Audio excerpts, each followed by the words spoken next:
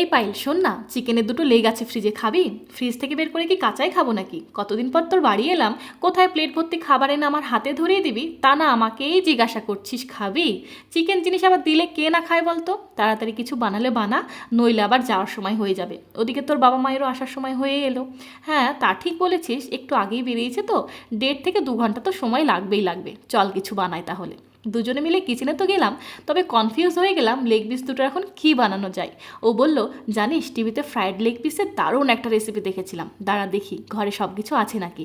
ও ওদিকে জিনিস খুঁজতে শুরু করলো, আমি এদিকে চিকেনটাকে ভালোভাবে ধুয়ে কাট লাগিয়ে নিলাম। খুব সহজে আর অল্প সময়ে লেগ পিস দুটো বানিয়ে ছাদে গিয়ে 2 বান্ধবী মিলে জমিয়ে খেলাম। আর এখন সব কিছু নিজের হাতে হলেও কিছুই যেন খেতে মন চায় না। তবে অনেক দিন পর আমিও দুপুরে রান্না থেকে লেগ পিস দুটো বাঁচিয়ে রেখেছিলাম, পুরনো স্মৃতিগুলো মনে করছিলাম আর সেম রেসিপিটাই বানাচ্ছিলাম।